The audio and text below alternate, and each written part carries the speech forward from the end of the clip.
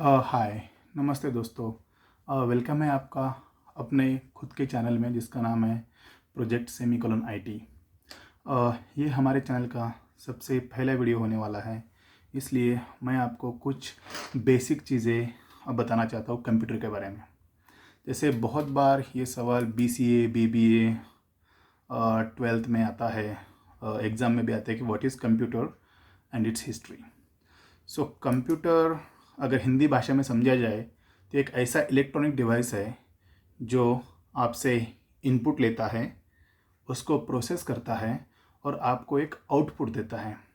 इसी को अगर इंग्लिश में कहा जाए तो हम कहेंगे कि computer is an electronic device. मतलब ये एक इलेक्ट्रॉनिक डिवाइस है विच कंप्यूट द इंफॉर्मेशन। अब यहाँ पर ये जो शब्द है कंप्यूट, इसका मतलब है कि कैलकुलेशन करना। कंप्यूटर में हर चीज़ कैलकुलेशन से ही होती है, तो इसलिए इसको बोला जाता है विच कंप्यूट द इंफॉर्मेशन। अब ये क्या करता है, कंप्यूट करना मतलब क्या करना कि जैसे कंप्यूटर को हमारी जो लैंग्वेज होती है समझ में नहीं है, जैसे इंग्लिश, हिंदी उसको नहीं समझ में आती है। उसकी लैंग्वेज है जो होती है उसको बोलते हैं बाइनरी लैंग्वेज, जो सिर्फ 0 और 1 के बीच में होती है। और जो भी हम टाइप कर रहे हैं यही 0 एंड 1 कैलकुलेट होता है और वही हमको आउटपुट दिया जाता है। इसलिए ये क्या बोलते हैं, कंप्यूट करना मतलब इसकी गिनती करना, ऐसा कहा जाए तो भी बेहतर होगा। ये क्या करता है, इनपुट लेता है। इनपुट लेता है मतलब क्या है, अगर आप कुछ टाइप कर रहे हो या कुछ बोल रहे होते हैं, इनपुट ले रहा है। इसको इनपुट लेने के बाद ये प्रोसेस करता है। प्रोसेस करना मतलब क्या कि ये कंप्यूटर की भाषा में इसको कन्वर्ट करता है और फिर इसके रिजल्ट क्रिएट करता है और हमको आउटपुट देता है जो हमको दिखता है। और साथ ही साथ में ये क्या करता है, जो इन्फॉर्मेशन आप इनपुट दे रहे हो वो कहीं ना कहीं स्टोर होती है। अगर आपने 1 सेकंड के लिए भी कुछ टाइप किया है वो कहीं ना कहीं स्टोर होता है, उसको अरेंज किया जाता है और ये इन्फॉर्मेशन एक्सेस होती है। जैसे कि हम कभी फाइल सेव करते हैं, फाइल को एक्सेस करते हैं, कुछ हमने वर्ड फाइल बनाई, कुछ कॉलेज की पीपीटी बनाई, कुछ स्कूल की पीपीटीज बनाई, तो ये स्टोर करना इसीलिए हम कंप्यूटर का यूज़ करते हैं। अब थोड़ी सी हिस्ट्री कंप्यूटर की है कि कंप्यूटर जो चीज़ है वो बहुत पुरानी है।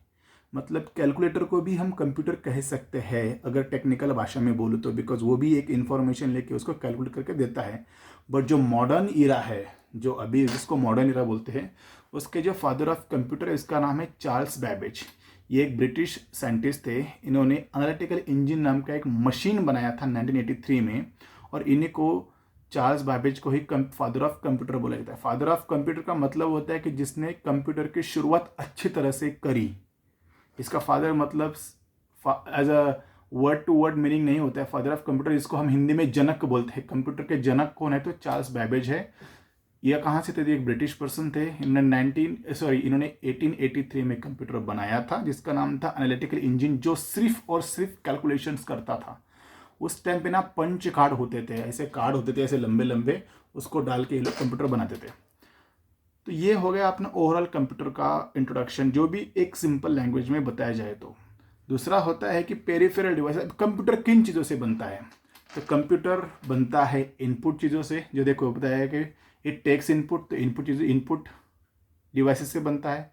इसको प्रोसेस के लिए प्रोसेसिंग डिवाइस चाहिए होते हैं और आउटपुट के लिए आउटपुट डिवाइस चाहिए होता है।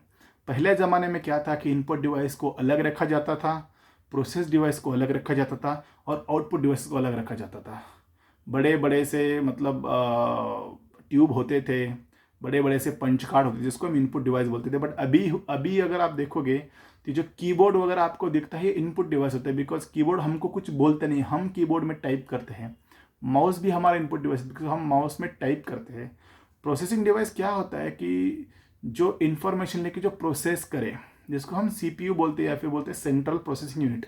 सारी इन्फॉर्मेशन यहाँ पे स्टोर होती है और ये प्रोसेस करता है, और जो हमको दिखाया जाता है कि आउटपुट है, तो ये पे आउटपुट देखने वाला जो होता है उसको मॉनिटर या प्रिंटर या जो भी चीज़ है, वो हर चीज़ जो हमको आउटपुट देती है उसको आउटपुट डिवाइस बोला जाता है। हर चीज़ जिसको हम डेटा एंट्री के लिए यूज़ करते हैं उसको इनपुट डिवाइस बोला जाता है, और इन दोनों के बीच की जो चीज़ होती है उसी को प्रोसेसिंग डिवाइस बोला जाता है।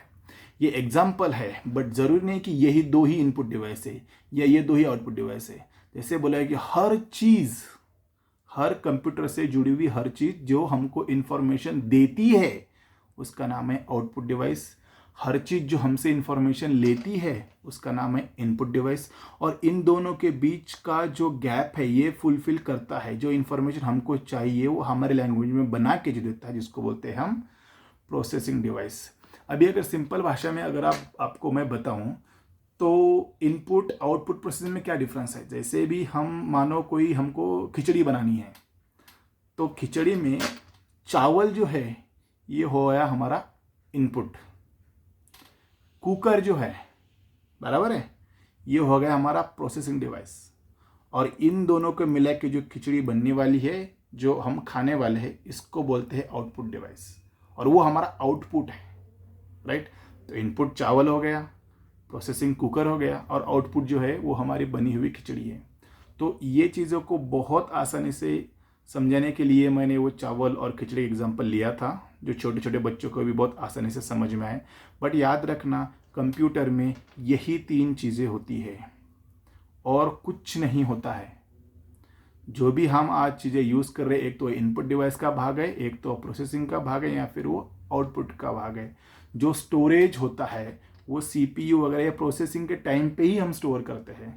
हम स्टोरेज जो है वो हमारा नेक्स्ट वीडियो होने वाला है जिसमें हम देखेंगे कंप्यूटर में किस किस प्रकार के स्टोरेज होते हैं और कौन से मेमोरी टाइप्स होते हैं और उसका क्या क्या यूज़ होता है। अगर आपको समझ में आया हो और अच्छा लगा हो तो प्लीज़ कमेंट में आपको क्या अच्छा लगा वो लिख दीजिएगा। और अगर आप चैनल पे नए हो तो प्लीज़ इसको सब्सक्राइब करिएगा। और अगर आपके लिए कुछ मेरे लिए कुछ सजेशंस है या फिर मेरे लिए कुछ इम्प्रूवमेंट के सजेशंस अगर आपके पास है तो उसको प्लीज़ आप कमेंट में करिएगा। मैं कोशिश करूँगा कि जो भी आपके सजेशंस है इम्प्रूवमेंट के लिए मैं उसको इम्प्रूव करता चलूँ और इस चैनल को एक बेहतरीन एजुकेशन हब बनाए। Thank you. जय हिंद, जय भारत।